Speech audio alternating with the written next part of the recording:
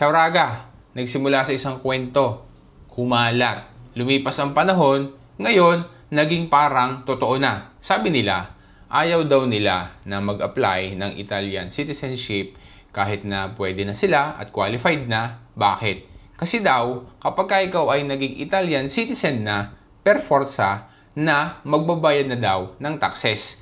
Isa lang yung kwento at ito ang totoo. Ang pagbabayad ng buwis dito sa Italia ay hindi basihan kung ano ang citizenship mo. Hindi dahil sa Italiano ka na ay magbabayad ka na ng buwis at kapag ka naman ikaw ay estranyero ay optional laang kung magbabayad ka ng buwis o hindi. Ang pagbabayad ng buwis ay isang obligasyon ng lahat ng nandito sa Italia na mayroong sapat na kinita sa loob ng isang taon.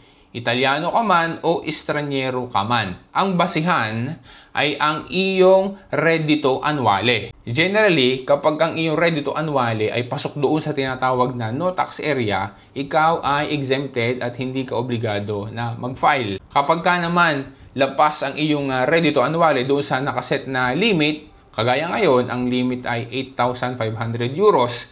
Kapag ka lampas diyan ang iyong reddito annuale, kailangan na ikaw ay mag-file ng either na modelo 730 or modelo uniko. Hindi rin ibig sabihin na ikaw ay nag-file ng either na 730 or modelo uniko ay right away meron ka na agad na babayaran na taxes. Kasi maraming factors to be considered at depende yan sa computation at doon sa expenses na maaaring ibawas. In most cases pa nga ay mayroong nare-reimburso. Kung halimbawa na meron kang tax na babayaran nung ikaw ay mag-file, ang isa sa posibleng dahilan kung bakit nangyari yan ay dahil mataas ang iyong reddito. Tapos ay mababa naman o baka nga wala ka pang detrazioni. Para malaman mo yung specific na situation mo kung kailangan mo na mag-file o hindi para mapayuhan ka ng tama regarding sa filing ng iyong tax declarations, kailangan na magkonsulta ka doon sa trusted mo na CAF.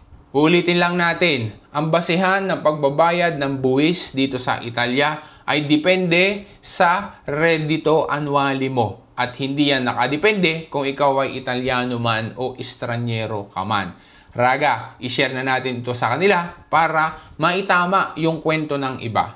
This is Chad and always remember, Chad will guide. Grazie raga, alla prossima!